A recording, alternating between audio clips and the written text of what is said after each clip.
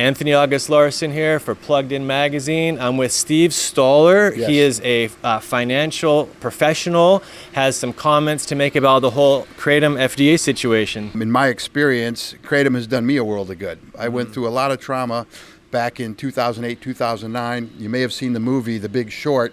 Well, that affected my industry. My partner in New Orleans killed himself over it.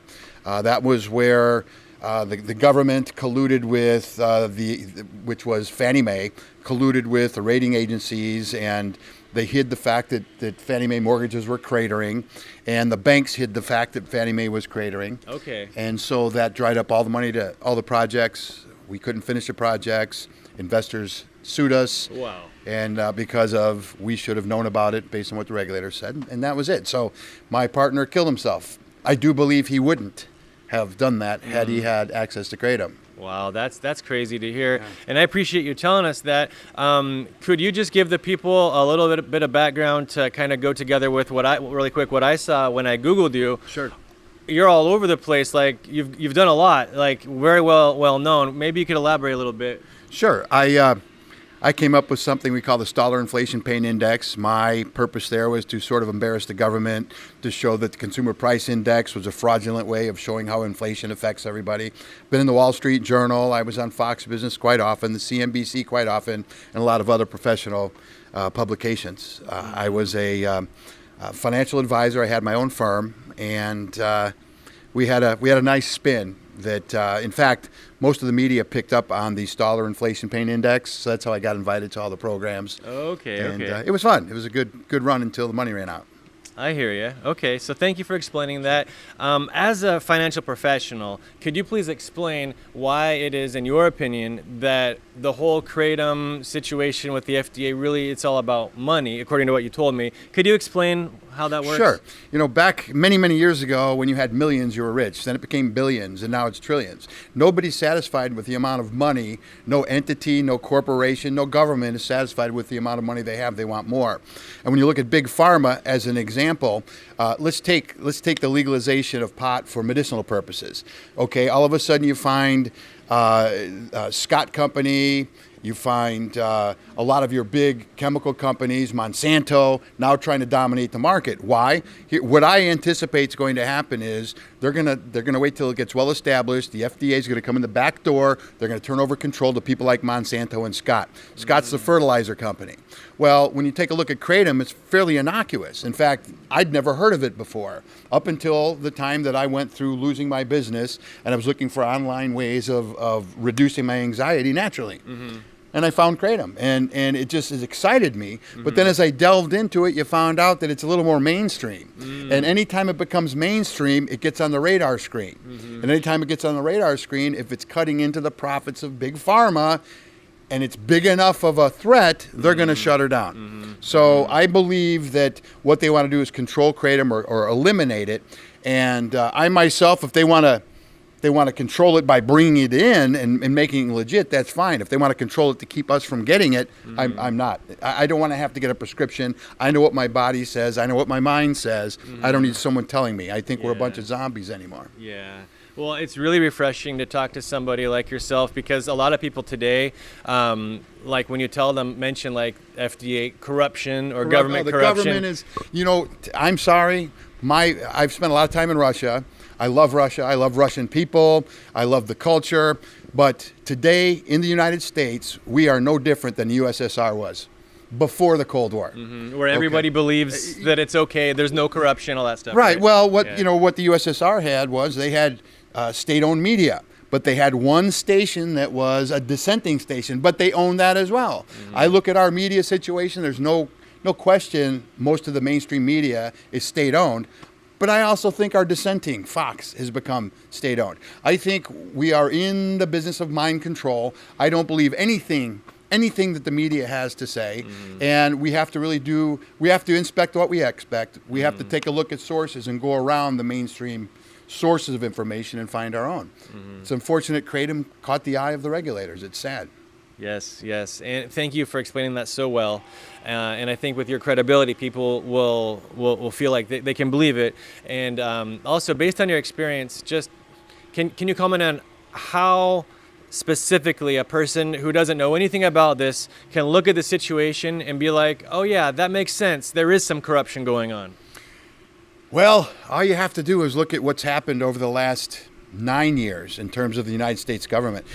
As you see the shifting in the fundamental change of the United States, more towards a socialist bent. If you take a look at me personally, the idea of globalization would make sense, letting the small countries prosper as much as the big countries. However, what globalization means in terms of how it's being generated or how it's trying to spread is that it's becoming one world order. Okay, this sounds like some kind of conspiracy theory, but truly, when you have all the countries running the same currency, and what they're trying to do is look towards one country as being, or one government being the government of the world, everyone's going to get in line. So if you just sit back without any cynicism and you just take a look at how things have developed, I mean, we had a Bernie Sanders running, in my opinion, a socialist. Now, my experience in Russia, there is no democratic socialism. It's socialism, period. That means they're going to tell you what to eat, where you're going to eat it, and where you're going to stand in line for clothes. So if you take a look at if you look from JFK to now, and you see the shift, I think you'll get an idea. But a little skepticism and cynicism is probably healthy right about now. Thank you for that. Now, about, if you don't mind, your personal Kratom story. You were dealing with pain or anxiety, you said, and the anxiety from the situation. Sure. Elaborate. Yeah, when in 2008, as I said, if you watch the movie The Big Short, I suggest you watch the movie. There's another movie to watch, Banking on Bitcoin, is another great movie, because you'll see specifically, well, if you watch The Big Short, you'll see the government rating agencies, the government and the banks colluded so that nobody understood the impact of the Fannie Mae bonds defaulting. Now, when Fannie Mae bonds are issued and investors invest in Fannie Mae bonds, which are mortgages, they're guaranteed implicitly against default. When they started defaulting, the government's like, oh my God. Now, if you remember the mortgage crisis, people that had no income, people that had no assets were able to buy a house. They were able to get a mortgage. And that fell apart. Sorry. Yeah, stated income, stated assets, and it began to be a problem. So we dealt with entities that developed real estate. We dealt with leases of hard assets, jet engines, freshwater barges, rail cars. And because that's capital intensive, we took a look at the Fannie Mae situation and we're thinking, is that going to affect us? Because if money ran out while we're in the middle of building a project, we couldn't finish the project, everybody would lose money. So we felt that we're going to do okay. We continued with our projects. In terms of leasing, the typical second largest generator of income for a bank is its own leasing portfolio. They lease everything from jet engines to rail cars to you name it. And you as a consumer cannot invest in that portfolio. It's the banks. Okay. So it's safe. It's the sacred cow. And so as we continued getting investors into these two asset classes, we felt fairly confident. We had asset-backed investments, meaning they were collateralized. And all of a sudden we get the call that building A, building B, building C in different stages of construction, the money's no longer available. So we can't, and major banks, if you think of the big majors, they were the ones that said, well, we're just not going to give you any more money. And we had, let's say a Kroger's halfway out of the ground or a TJ Maxx halfway out of the ground. We had investors' money in that, and they quit loaning us the money. They just said, we're done. And Fannie Mae knew what was going on the whole time. I think you said that before, right? Yeah. The banks knew, the government knew, the rating agencies knew. Again, watch The Big Short. So that when that all started happening, it was sort of the domino effect. Eventually, I lost my business. My associate in New Orleans killed himself, and there's thousands of people like me that are now no longer employable because they also put it in your search engines like Google. And it's it's not a government agency, but it's a self-regulatory agency that sort of is on its own, and it does what it wants. And I won't name the agency, but I will say this: they derive their income from fees and fines. So they had every incentive to make sure we were caught doing something wrong. So the money ran out. Our business failed. ton of investors lost money. As you know today, those mortgages that are still being foreclosed on, the banks have yet to write them down. And so that's what happened to me. Anxiety would be inevitable. Anxiety would be inevitable, and I lost sleep. I lost pretty much everything I had. Okay. Kratom came into my life, and instead of getting up in the morning dreading that I'm alive, I started my morning with a little white kratom. Okay. Then in the afternoon, a little green kratom. Okay. And then at night, a little red kratom. And I was able to think through, without my thoughts being muddled with depression and anxiety, There you go. on how to get myself out of it. And There you go. now we've got a very good opportunity that's coming up, and I'm off again. So Good. Kratom saved my life. I know many people I've introduced it to that it saved their life.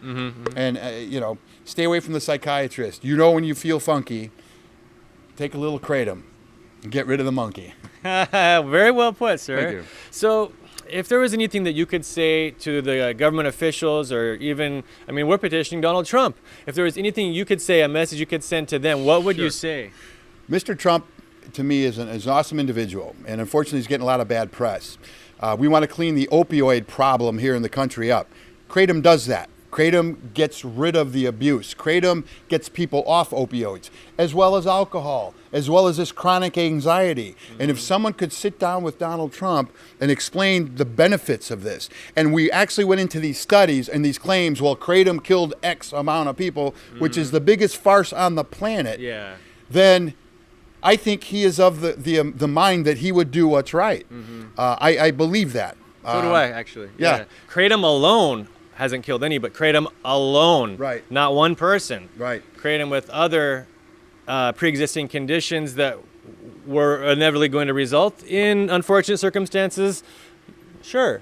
But they might have been drinking milk at the same time. Did the milk kill them? Yeah, the gluten-free Kratom, we have it. And here's the other side of it too: is that we give alcohol a free license. If sororities and fraternities binged Kratom instead of binged vodka, they'd be alive. Yep. And they wouldn't even feel rotten the next day. They'd have a good night's sleep. I think we need to stop feeding the beast. The beast is this capital-intensive companies that want to make a profit at every corner. And I think everyone should have an opportunity to bring their products to market. And if one works better than the others, then that's free market. That's capitalism. If my Kratom works better for me, then I should be allowed to use it. I think it's, I think it's horrible that we're being forced into what the government says is best for us. I completely agree. Yeah. It's really whoever has access to the larger size leaves, and actually cleans the product, which, that's a whole different subject in itself. But I'm very glad you were able to express that so clearly. I'm pretty sure everybody understood, got the point. What if you're to talk to concerned parents or somebody? What would you tell, First and foremost, how many kids have been diagnosed with ADHD or ADD? Me? Okay. Yeah. Me too. Well, when I was young, I had a genius IQ, and they just thought I was hyperactive. We didn't have any ADD issues back then. We just got a backhand. But I think kids that are depressed, which blows my mind these days, kids with ADD, this would fix them. This and meditation, this and yoga. In fact, a perfect yoga session is a little red kratom and yoga. It's amazing what it does for you. But I think parents, instead of listening to the media and listening to the government, who are always in your pockets, steering you in the direction they want to, they ought to inspect what they expect. They ought to use an open mind and really talk to people who have had experiences like myself. It's amazing. Well, that's why I am so thankful for YouTube today, even though it has been censored. I have had a video deleted by YouTube. Surprising. Yeah, because it spoke very well of Kratom, and it got so many views, it actually went viral.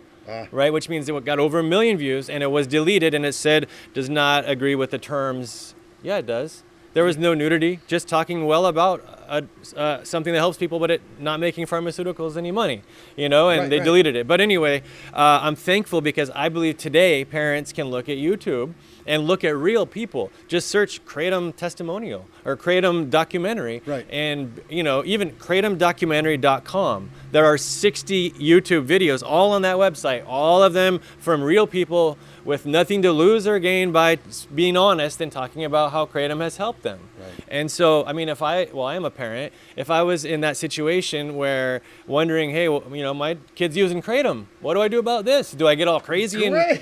Do I get all Good nuts? for that. Do I listen to mainstream? Right. Or do I, call the cops and ask them about it? Or do I just talk to some real people? Contact the real people that have put their personal testimonials. They'll talk to you. Right. You know why? Because I met so many amazing people. You know why? Because they're in this Kratom community, because they're thankful. They're very thankful. They tend to be people spiritually connected. Like I said, I started yoga a while ago. I've got a lot of body damage from a lot of things I used to do, and I think yoga was a way of getting me, getting that back, plus getting me focused on the present moment. Mm-hmm. And I just did a little red kratom one day before I went, and I meditate, do a little red kratom, and I meditate, and it's all about being in the present moment. And if you can build those neural pathways, and in my mind, Kratom helps you do that, then you're on to a whole nother dimension of thought. Yeah, absolutely. Yeah. Well, good. So we've got everything we need. Is there anything else that you feel like you would want to say to the people? Yeah, first and foremost, thank God for people like you, because the story has to get out there. We have to stop this government intrusion. And secondly, so what's plugged in? Okay. Good question. Yeah. Thank you for asking me that. So Plugged In Magazine, it's a new magazine that we are starting, my wife and myself. It's with 3 goals. The very first and foremost objective of Plugged In Magazine is about natural medicine, mm-hmm. right? We want people to learn all about it. We don't want it to cost them anything. We want them to be able to go to pluggedinmagazine.com online and read about it or watch videos about it, right? It's new. So for the next few months, we're just doing videos, and then the printed issues are going to start actually coming out in January. Nice. Okay, so that's the first objective. We also have a real heart to combat human trafficking in Texas. Beautiful. You know what? That is awesome. Yeah, so I mean, unfortunately, since the penalties for being caught with narcotics have gone up, and the penalties for being caught trafficking children or women have not, and they're just, so drug dealers are literally, and mafia personnel Sure. are taking the logical, obvious choice. Well, gee, if I go to jail for drugs, but I just get a slap on the wrist for stealing some kids, I'll steal kids. For destroying a kid's life forever. Yeah. I mean, for me, it originated when I was in Thailand, Mm-hmm. and I had a kid solicit me, and I looked at the kid, and I literally got nauseous when I realized what it was, Mm-hmm. and because I thought he was trying to play a game, and with that motion he was making with his hand, and I couldn't stop thinking about it, and now several years later, it's still in my head, and I think this will be very, very cathartic and very helpful, I hope. I think what you're doing is fabulous. And again, so the government wants to chase down Kratom, but we've got human trafficking. We've got all these problems. We've got the border issues. We've got cartel issues. We've got all of these problems, and we're going to chase Kratom. Yep. Wow, what a great use of my resources, your resources. Yeah. I think we need to talk to President Trump. I think he would help us out. Yep, very well put. And the third objective of Plugged In Magazine is getting people plugged into their local community. Mostly, for example, organizations like 22 Kill, their objective is to stop veterans from killing themselves. Right. Well, one of the main things that stops people from committing suicide is being plugged into your local community. Right. So Plugged In Magazine has a list of all of the veteran organizations, activities, things like that. We go out and interview veteran organizations so people can find out about them. Our goal is to get you plugged into your local community, whether you're a veteran or not a veteran, so that to increase your quality of life in general and prevent suicide. That's Plugged In Magazine in a nutshell. Now, if you're a Dallas-Fort Worth local and you have a business or you just want to get plugged in, just go ahead and email me, editor@PluggedInMagazine. It will be in the description, and we'll get you plugged in. All right? Hey, Steve, I just want to say thank you so much. You bet. Thank you, All right. man. Appreciate it.